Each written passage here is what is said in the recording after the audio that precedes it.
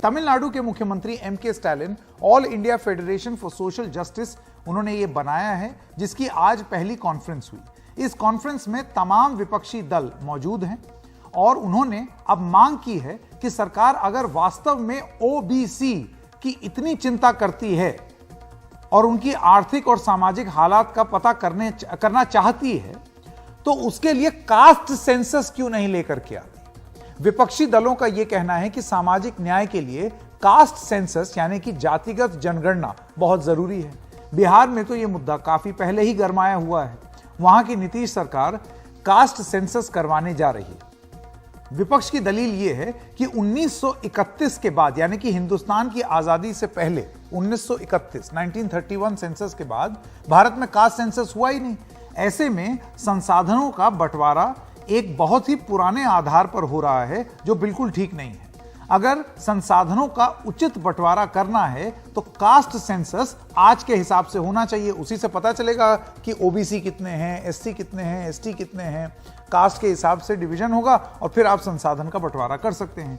जबकि केंद्र सरकार जातिगत जनगणना कराए जाने के खिलाफ दिख रही है। राष्ट्रीय स्तर पर विपक्षी दलों को एकजुट करने की तेज होती कवायद के बीच तमिलनाडु के मुख्यमंत्री और डीएमके के अध्यक्ष एमके स्टालिन ने महाराष्ट्र सदन में सोशल जस्टिस यानी सामाजिक न्याय के मुद्दे पर एक राष्ट्रीय कॉन्फ्रेंस का आयोजन किया और इस बैठक को कई मुख्यमंत्रियों ने एड्रेस किया। इसमें झारखंड के मुख्यमंत्री हेमंत सोरेन भी शामिल हुए, राजस्थान के मुख्यमंत्री अशोक गहलोत शामिल हुए, बिहार के उप मुख्यमंत्री तेजस्वी यादव भी इस बैठक में शामिल हुए, उन्होंने भी इसको एड्रेस किया। इसके अलावा समाजवादी पार्टी के राष्ट्रीय अध्यक्ष अखिलेश यादव ने भी इस बैठक को एड्रेस किया। सीपीआई सीपीएम के महासचिव भी शामिल हुए और इसमें एक मुद्दे पर जो सहमति बनी कि देश में सामाजिक न्याय की जो व्यवस्था है, जो आर्थिक असमानता बढ़ रही है, उसको एड्रेस करने के लिए ये बहुत ज़रूरी है कि राष्ट्रीय स्तर पर एक कास्ट सेंसस यानी जातिगत जनगणना कराई जाए। कई ओबीसी समुदाय के जो नेता इस बैठक में शामिल हुए, उन्होंने ओबीसी समुदाय के लिए विशेष तौर पर कास्ट सेंसस कराने का सवाल उठाया और कहा कि मौजूदा परिस्थिति में जो सामाजिक कल्याण की योजनाएं हैं, उनका आवंटन बेहतर तरीके से हो सकता है अगर पहले ये पहचान किया जाए कि देश में जो जातिगत अभी स्थिति है, जो कास्ट सेंसस कराकर जो अलग अलग कास्ट कम्युनिटीज़ की जो पॉपुलेशन है, परसेंटेज है, उसके आधार पे रिसोर्सेज का एलोकेशन होना चाहिए, क्योंकि 1931 के बाद देश में कोई कास्ट सेंसस नहीं किया गया है। राजस्थान के मुख्य आपको ये बता दें कि केंद्र सरकार ने 23 सितंबर 2021 को सुप्रीम कोर्ट में एक हलफनामा दाखिल कर सामाजिक आर्थिक जातिगत जनगणना कराने से इनकार कर दिया। केंद्र सरकार की ओर से कहा गया कि जातिगत जनगणना व्यवहारिक नहीं है और प्रशासनिक तौर पर जटिल और मुश्किल है। यह हलफनामा महाराष्ट्र की तत्कालीन उद्धव ठाकरे सरकार की ओर से दाखिल एक याचिका पर दिया गया, जिसमें सरकार से मांग की गई कि वो 2021 की जनगणना में ग्रामीण भारत से पिछड़े वर्ग के लोगों से जुड़े हुए आंकड़े भी जुटाए। याचिका में यह मांग भी की गई कि 2011 की जनगणना के दौरान जुटाए गए सामाजिक आर्थिक जातिगत जनगणना के आंकड़े भी सार्वजनिक किए जाएं।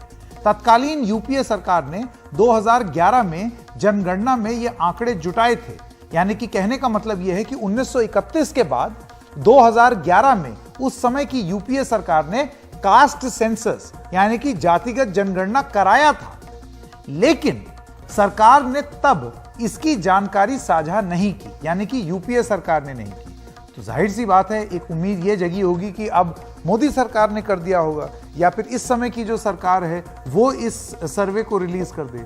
लेकिन 26 जुलाई 2022 को गृह राज्य मंत्री नित्यानंद राय ने लोकसभा में एक लिखित जवाब में कहा कि सामाजिक न्याय और आधिकारिकता मंत्रालय ने यह जानकारी दी है उनको कि इस मौके पर जातिगत जनगणना का आंकड़ा जारी करने का कोई प्रस्ताव नहीं है। ऐसा क्यों हो रहा है कि सरकारें यह आंकड़ा ही शेयर नहीं करना चाहती? आपको यह बता दें कि सरकार ने सितंबर 2021 में, जैसे कि अभी थोड़ी देर पहले हमने आपको बताया, सुप्रीम कोर्ट में यह माना था कि 130 करोड़ भारतीयों की जातिगत आंकड़ा सामाजिक न्याय मंत्रालय के पास है, लेकिन इस आंकड़े में काफी खामियां हैं। इसीलिए नीति आयोग के तत्कालीन उपाध्यक्ष अरविंद पनगरिया की अध्यक्षता में एक एक्सपर्ट कमेटी बनाने का फैसला किया गया था, लेकिन कमेटी के बाकी सदस्यों को तय नहीं किया जा सका, इसलिए कमेटी कभी बैठ ही नहीं पाई। लिहाजा जातिगत जनगणना के आंकड़ों को समझकर उसे व्यवस्थित और ठीक तरीके से प्रकाशित करने का काम अभी तक नहीं हो पाया है। आंकड़े भले ही कच्चे हों, लेकिन यह मुद्दा अब सियासत की रोटियां पकाने के लिए काफी है। क्या यह हकीकत नहीं है कि राहुल जी, आपने ओबीसी, अदर बैकवर्ड क्लास, जो हमारे पिछड़े वर्ग हैं, उस जाति में आने वाले हिंदुस्तान के तमाम लोगों के लिए आपने जाति सूचक शब्द का प्रयोग किया। उन्हें आप चोर कह के आपने उन्हें संबोधित किया, उन्हें गाली दी, उन्हें अपमानित किया। आज राहुल गांधी ने क्या बोला? उनका कमेंट था, मैं सोच समझकर बोलता हूं। तो राहुल गांधी ने 2019 में जो बोला था वो सोच समझकर बोले थे। मैं उन्हीं की बात को कोट कर रहा हूं। और उन्होंने क्या कहा था? ये सारे मोदी चोर क्यों होते हैं? मोदी बिहार, पूर्वी भारत, पश्चिम भारत में पिछड़े और अति पिछड़े समाज से आते हैं, सबसे बड़ी संख्या। मैं समझता हूँ सामाजिक न्याय का मुद्दा जरूरी है और उसके बारे में चर्चा होनी चाहिए। जाति जनगणना से क्यों ये सरकार भाग रही है? जो सरकार डिजिटल इंडिया की बात करती है, टेक्नोलॉजी के इतने आगे पहुंच जाने की बात करती है, वो कास्ट सेंसस नहीं करा सकती। कास्ट सेंसस कराने में क्या दिक्कत है? इस देश में किस जाति के लोग कितने रहते हैं, उसके आधार पर आप उनको न्याय दे पाएंगे। ओबीसी की जनगणना क्यों नहीं, जातिगत जनगणना क्यों नहीं हो रही? तो मैंने तो अपने दल की ओर से कॉल भी दिया, if no caste census then there should be no census. सीधी सी बात, क्योंकि आंकड़े आपको चाहिए। नीतियां कैसे बनाओगे भाई?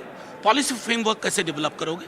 ये मतलब आप ऐसे ही अंधेर नगरी बना करके सुरमा बेचते रहोगे? ये नहीं होना चाहिए। उसी संदर्भ में आज बातचीत थी, व्यापक सहमति बनी है, रेजोल्यूशन भी एक अडॉप्ट किया जाएगा। और ये जो घड़ियाली आंसू बहाते हैं ना ओबीसी के नाम पर, ये सब एक्सपोज होंगे और एक्सपोज हो रहे हैं धीरे धीरे। तो बीजेपी का नहला यह था कि राहुल गांधी ने ओबीसी का अपमान किया है मोदी सरनेम वाला कोलार का बयान दे करके। वहीं विपक्ष का दहला तो नहीं है ये कि अगर केंद्र सरकार से वो ये सवाल पूछें कि अगर आप ओबीसी के इतने हितैषी हैं तो करा दीजिए कास्ट सेंसस, पता चल जाए कि आप कितने हितैषी हैं या क्या नीति बना रहे हैं, किसकी रणनीति ज्यादा कामयाब हो।